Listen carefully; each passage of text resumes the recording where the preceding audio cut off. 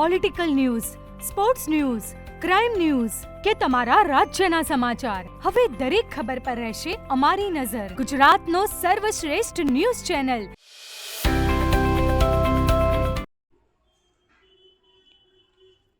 ચોર્યાસી કડવા પાટીદાર સમાજની મોટી પહેલ. ચોર્યાસી પાટીદાર મહિલાઓનું મોટું સંમેલન. સંમેલનમાં 3000થી વધુ પાટીદાર મહિલાઓ ઉપસ્થિત. ફાગડીની લાજના નામે યોજાયું સંમેલન. અન્ય સમાજમાં પ્રેમ લગ્ન કર્યા બાદ મૂંઝવણમાં મુકાતી દીકરીઓ પરત આવવા ઈચ્છતી હોય તો તેમનો સંપર્ક કરી પાછી લાવી સન્માન જાળવવા પહેલ. ભાગી ગયેલી દીકરીઓને પાછી લાવવા કરશે પ્રયાસ. દીકરીઓને સમજાવી તેમની ભૂલને માફ કરશે. ભાગી ગયેલ દીકરીઓ પાછી આવવા માંગે તો સન્માન સાથે લાવવામાં આવશે. ભાગી ગયેલ દીકરીઓમાં સમાજનો ડર દૂર કરવાનો પ્રયાસ. દીકરીઓ અને મહિલાઓ જાગૃતિ માટે પાટીદાર સમાજની નવી પહેલ. પાઘડીની લાજના નામે હવે ઠેર ઠેર યોજાશે મા દીકરી સંમેલન. ભાગી ગયેલ દીકરીઓ પરત લાવી તેમનું માન જાળવી રાખવા સમાજ. ચાણસ્મામાં મણિયાર ખાતે 84 ખડવા પાટીદાર સમાજની દીકરીઓ માટે લગ્ન કરી ભાગી ગયેલી દીકરીઓને પાછી લાવવા નવતર પ્રયાસ. અહેવાલ કમલેશ પટેલ, પાટણ. કેટલી જ્ઞાતિઓ એવી છે કે પાટીદાર સમાજની દીકરીઓ છે ને એને તમે ટાર્ગેટ કરે. આવી દીકરીઓને તો જિંદગી પથારી ફેરવી નાખું ને તો મને અંદરથી એમ થાય કે હું જીવો એમ. આ છે, ઘણા ન્યા છે. પણ મેં તમને બેને વાત કરી, મેં વાત કરી, જાગૃતિબેને વાત કરી હશે. એટલે ભાઈ આવે તમને એને સિંગર ભાઈ વાત કરી ગયા.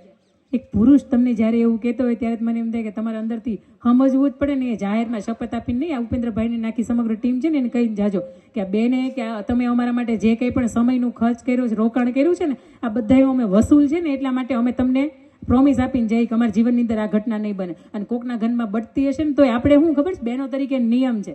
તને ખબર છે પેલા છોકરી ભાગી ગઈ એટલે પણ તને ખબર હતી તેને રોકી એવું કામ એને? તને ખબર જ હતી સવારની 5ની વાગે બસમાં જવાની છે? તને ખબર જ હતી કે ત્યાંથી કોલેજમાંથી અધરોધર વહી જવાની છે? એક મહિલા સંગઠન તરીકે તમારું આ કાર્યમાં બને છે કે તમને ખબર છે, એની માને નથી ખબર, એના ફઈબાને નથી ખબર, એને માસીને કે મામીને નથી ખબર, કે એના ભાભીને નથી ખબર, પણ તમને ખબર છે ને. બે કાન ઉપર મારીને પકડીને લઈ આવો ને જાય હે ને, અને તમારી નજરની સામે તમને ખબર હોય ને વહી જાય તો એક સ્ત્રી તરીકે આપણે તે માથું નીચા કર્યા જેવું સમય છે. દીકરી તરીકે તમે હંમેશા બેટા એટલા બધા આબરૂદાર થાજો કે તમારી ઉપર તમારી ઉપર નાના નાના બાળકોને તમે ભણાવતા હોય અને તમે બાળ મંદિર જતા હોય ને, બાળ મંદિરના ટીચર હોય ને, તમારી ઉપર આમ ગર્વ ન લે, કારણ કે તમે બાળ મંદિરમાં જતા હોય, ચહેરા યાદ ન હોય, પણ તમારે કામ એવા કરજો કે બાળ મંદિરના ટીચર હોય ને એ તમારી ઉપર ગર્વ લઈ શકે કે આ દીકરીઓ આવી છે. અને સમાજની વચ્ચે દાખલા દેવે કે રાજુભાઈની દીકરી છે ને, એવી દીકરી થા તો હું તને ભણાવું, એવી દીકરી થા તો તને હું સ્વતંત્રતા આપું, અને એવી દીકરી થા ને તો હું સમાજની વચ્ચે કહી શકું કે મારી દીકરી એક ભૂલ કરી પણ હવે એ જિંદગીમાં બીજી ભૂલ નહીં કરે. ખાસ કરીને દીકરીઓ તરીકે તમે આટલા બધા પાવરફુલ થજો, એટલા બધા આમ ખૂંખાર થજો કે સામેવાળાને એમ થવું જોઈએ કે આન પાસે જાઉં તો આપણે બળીને ભસ્મ થઈ જાવ. આવી આગ રાખજો. વાણીની અંદર એટલી તાકાત રાખજો, આ કાંડાની અંદર એટલી તાકાત રાખજો કે જેથી આનો ઉપયોગ કરવો પડે ને તેથી તમે કરી શકો, અને જાહેરની અંદર કરી શકો. અને કોઈના બાપથી બીવાર નથી, કારણ કે આપણી પાછળનો બાપ છે ને એ આખો જગતને જોઈને બેઠો છે. વિશ્વનું સૌથી મોટું ઊંચું સ્ટેચ્યુ કોણ છે? સરદાર વલ્લભભાઈ પટેલ. કેટલા ફૂટની હાઈટ? 597 ફૂટની હાઈટ. બેઠા બેઠા ન્યા જોવે છે કે જગત આખું આવું છે એમ. પણ તમને હેની ચિંતા છે? મને તેમ થાય કે જાગૃતિબેન માય આપણી એટલી ઊંચી. મંદિર બને છે કેટલા? 503 ફૂટ, 502 ફૂટ. જગતની અંદર આટલું ઊંચું મંદિર કોઈનું નથી. કુળદેવીમાં જગત જનની માં ઉમિયાનું છે. જેની માય આટલી ઊંચી હોય એ જગતને જોતી હોય, જેનો બાપ આટલો ઊંચો હોય એ જગતને જોતો હોય, તો તમારે મારા વિચાર કોઈ દિવસ નબળા ન હોઈ શકે. બીજી વાત, બેન તરીકે તમે કેવા હોય, આ બહુ મહત્વની વાત છે. પરણીને સાસરે જાઓ અને 10 આંગળીઓને આમ કરી આમ થાપા તમે આમ કરી આમ દો, ખબર છે, કંકુની અંદર ને પછી આમ.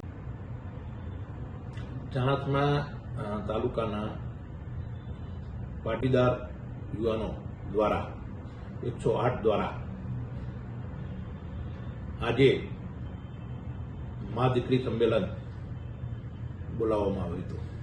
આ મા દીકરી સંમેલનનો મુખ્ય હેતુ છે કે મારી દીકરી મારા સમાજમાં. આ સંમેલનના માધ્યમથી અમે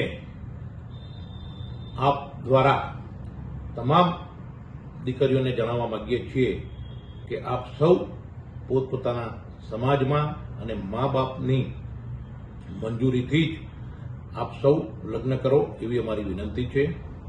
અને જે દીકરીઓ અન્ય સમાજમાં લગ્ન કરીને જઈ છે એ દીકરીઓને પણ હું વિનંતી કરું છું કે જો તમે પાછા આવવા માંગતા હોય તો તમને તમારો પરિવાર અને સમાજ જે પહેલા તમારું માન હતું એ માન સાથે સ્વીકારવા તૈયાર છે.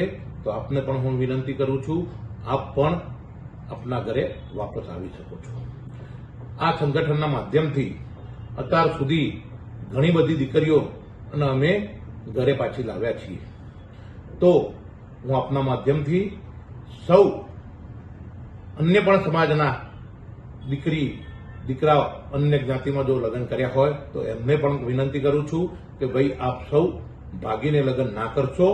તમે માતા પિતાની મંજૂરીથી મેરેજ કરો તો સૌ સમાજની જે બંધારણ છે, સમાજનો જે મુદ્દો હોય છે પોતપોતાના સમાજનો, એ જળવાઈ રહે. આપ સૌ સાથે મળી સમાજના લોકો આમાં આપણે જોડાઈએ અને ભાગેડુ પ્રથા, લગ્ન પ્રથાને આપણે બંધ કરાવીએ.